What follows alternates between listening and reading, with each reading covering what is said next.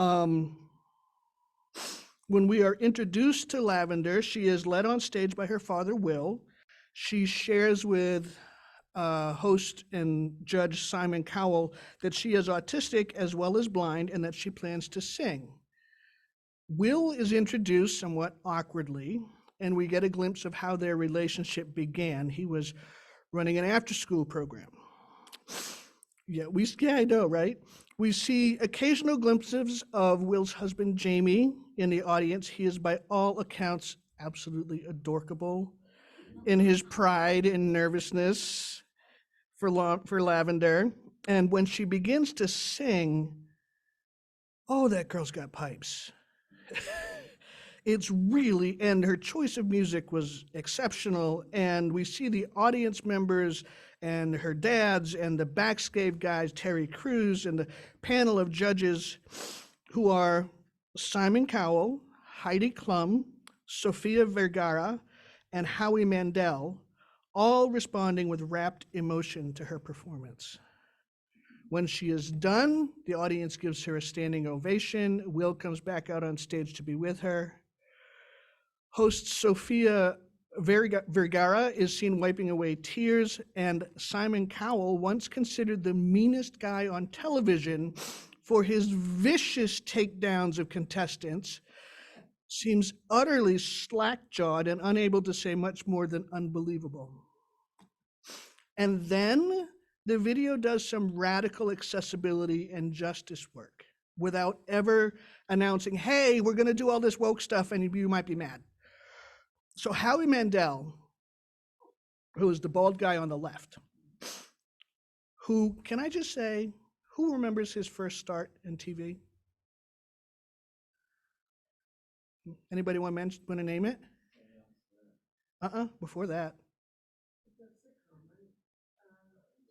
Bosom Buddies with Tom Hanks, where they played two straight men who were trying to find an apartment, but they had to pretend to be women to get into this women-only apartment building. And so it's this semi-ridiculous, half-drag sitcom thing. I believe that was before St. Elsewhere. Am I right? I might be wrong. But yeah, that was back when Howie had curly hair, right? So, all right, so that's just my own little side thing here. So what Howie does is he tells Lavender that everyone was standing and applauding. Without making a big deal about it, he makes that part of that experience accessible to Lavender, who cannot see. She could certainly hear the difference in the noise level and the volume, but she could not be aware that people were standing. So then the conversation goes on, and it's between Lavender and Will and the judges.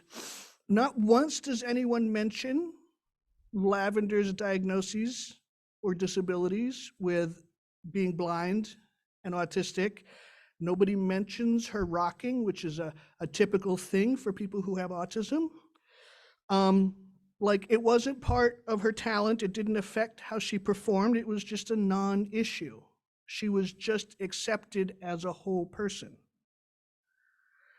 And that's amazing. We do get a glimpse of Will sort of explaining to Lavender that, like, the gold confetti is falling. For those who don't know, I've had to learn a lot about this program. Each of the judges is permitted one golden ticket per season. And that ticket will launch a person at a preliminary audition like this one straight to the semifinals without having to do the regional things and then the next level up and the next level up. Just jumped right to the head of the line to go into the semifinal, which are broadcast live as opposed to these which are recorded. Yeah, Will had to keep this a secret for 5 weeks. I don't know how he did it. But yeah, nothing on social media, nothing. So, yeah, and the final round has 11 performers. So, yeah. All right, I skipped ahead. So there are, the expected amount of tears and applause. Heidi Klum comes up on stage for hugs and more tears. Everybody's happy. And then Heidi says, "Where is your amazing husband?" "There he is.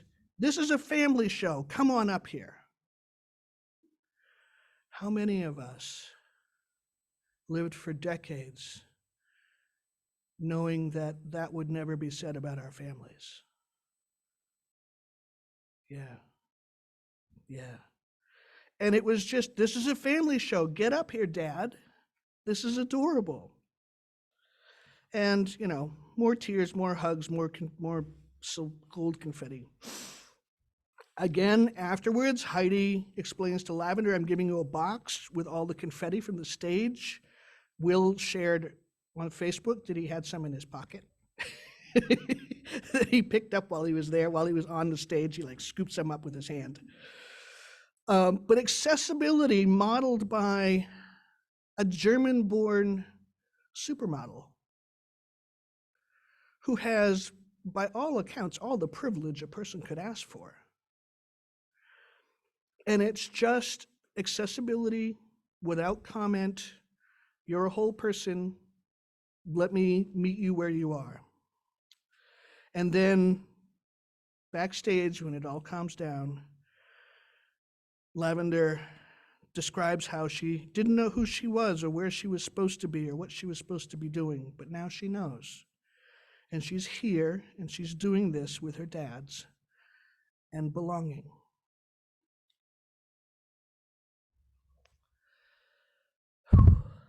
That is an exhausting video.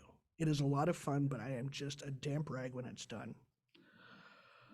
So this year, this congregation is using a service called Soul Matters that offers resources for worship and for religious education and stuff like that based around monthly themes. And it helps to allow us to program a year with a dependable arc and sort of it's not a "what are we going to do this week" sort of thing. And so the month of September's theme is welcome. And it's a time when, Unitarian Universalist congregations, for better or worse, follow an academic calendar.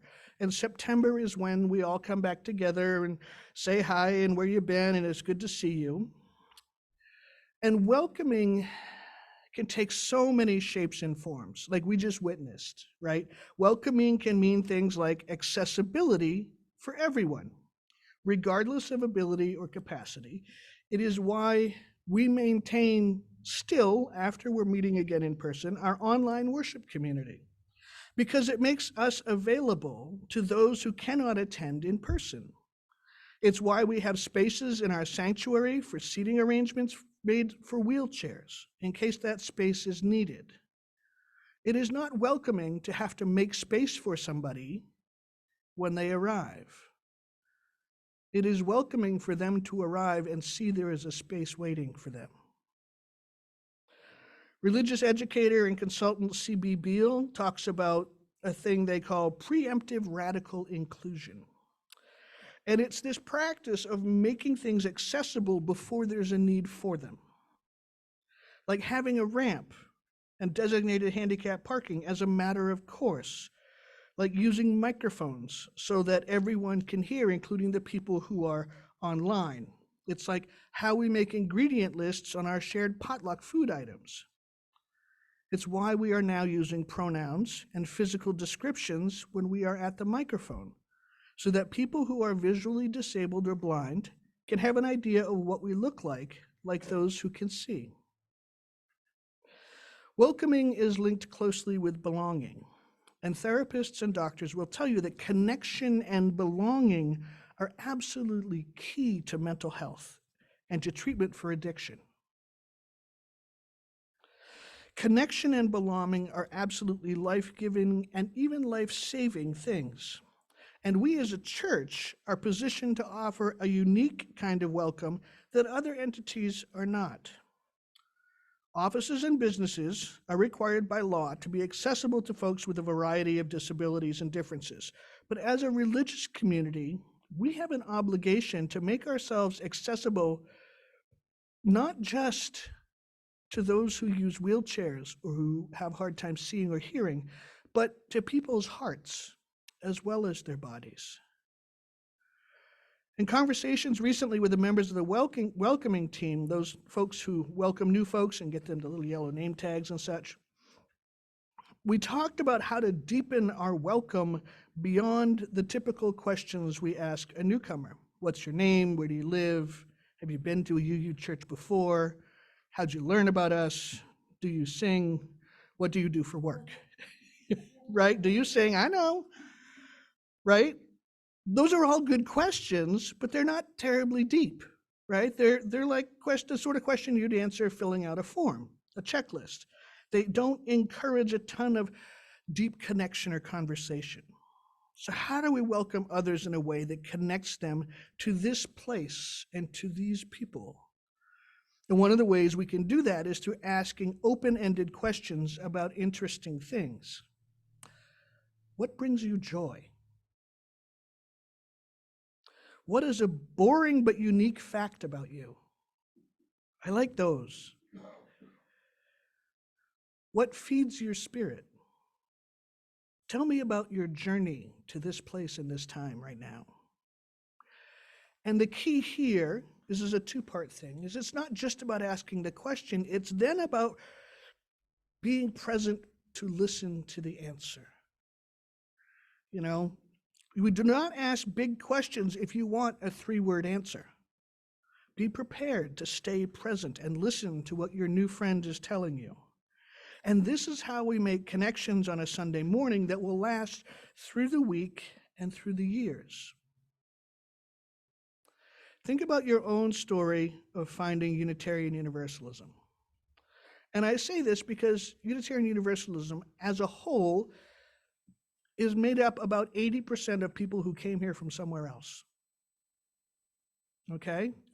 There's an argument about retention later, but for now, let's just remember that 80% of us came here from somewhere else, from some other religious experience, or perhaps from no religious experience at all. And every one of us who came here from somewhere else generally has a story about the first time they knew they belonged in a UU congregation. And it usually goes something like this. At first it was strange, the hymns were all different, and the readings were not from the Bible. The things they said felt amazing but unsettling. Then someone said or did something special that made me feel welcome, seen, understood, accepted, whole, or loved, or all of those things. One woman I know described being a single mom, a new professor, and she had 2 small children. And an elder couple of the congregation invited her and the kids to dinner. After dinner, she was chatting with the matriarch and noticed nobody had seen or heard the children for some time, and one was 2 and the other 5, so this was cause for some concern. Upon exploration, she found them in the study, the eldest playing quietly on the carpet, while the toddler slept soundly on the also snoozing patriarch in his recliner. She said she knew then that church welcomed all of her life, all of her family, all of her. Now, you may have noticed a large chalkboard area at the back of the sanctuary towards the rear of the building, sort of around the corner. There used to be a bulletin board there. And I put a writing prompt up there this month, and it says, I feel welcome when. And I've encouraged people to write what they think on it. And I have to say there's some really fascinating things up there. I have to agree that I feel welcome when there's banana bread. But people have also said, I feel welcome when I can hear. I feel welcome when there's deep conversation. I feel welcome when I know that all of me is here and welcome. So A new question will go up in October. Now, I had an exercise, which is going to make half of you happy and half of you not so happy. I had an exercise that I was going to ask you to do, but I'm not going to because we're running out of time. But I want you to do this, hang on to this, because I want you to do this during the potluck, okay? What I want you to do is, and introverts, please just bear with me, okay? I know this is hard. I know. Find other introverts, okay? But I want you to look around the room and find somebody that you perhaps do not know well or is new to you, no family members.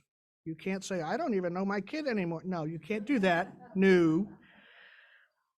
And I want you to gain consent to engage in conversation. And then I want you to take a couple minutes each to find out more about this person. And not just, where do you live, what do you do, but things like, what brings you joy? What makes your soul peaceful? Tell me a weird but boring fact about yourself, right? And so I was going to give you 5 minutes, but we will do that during the potluck because I want to allow people time to get to eat. And I will probably remind you again during the potluck.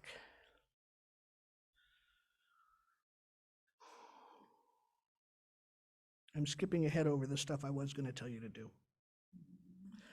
There we go. Welcoming is not just a thing we print on words or on a doormat, nor is it simply a rainbow sticker that we put on our sign or our building. Welcome is a verb. It is a commitment. It requires action. It requires us to go beyond inviting in to reaching out to others. Now, it's easy to invite somebody to your house, but it takes much more emotional energy and courage to leave your own comfort zone and go out. At least it is for me.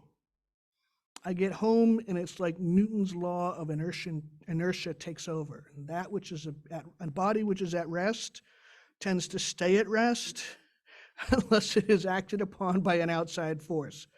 And for me, it's much easier to invite people in than it is for me to go someplace.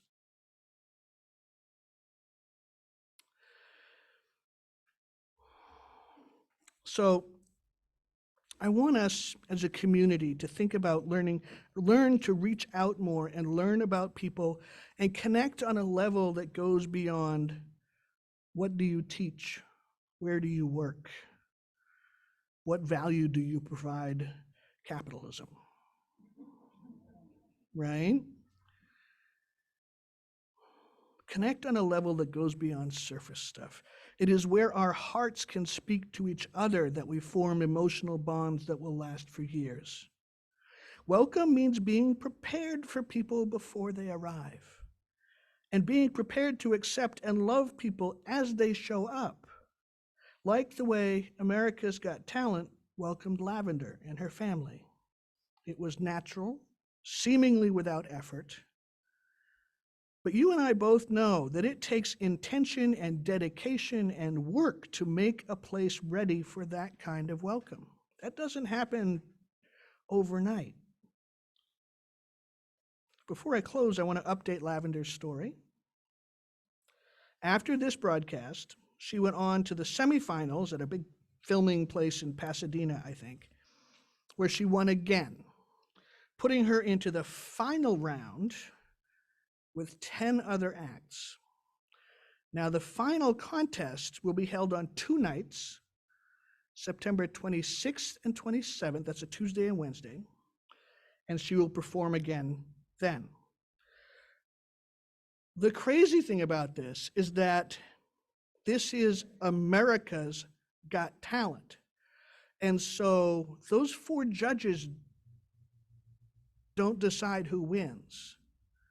Viewers decide who wins by voting. I think it's online or by phone, probably online. And so voting begins an hour before the show starts on the 26th, and it ends before the show starts on the 27th. And so nobody knows until the 27th who's the winner. For those who want to watch the finals, it's 8 p.m. on NBC, not this week, but next week, Tuesday and Wednesday evenings, 8 p.m. NBC. This is not a heavy sermon week. I am not asking you this week to tip your server 50%. I am not asking you to reverse global warming. I am asking you to reach out a little, to learn about one another, to open your hearts and share a little bit of yourself, and ask others to share a little bit of them, to welcome each other into your hearts in new ways. May this be our practice and our prayer on this day and every day. Amen.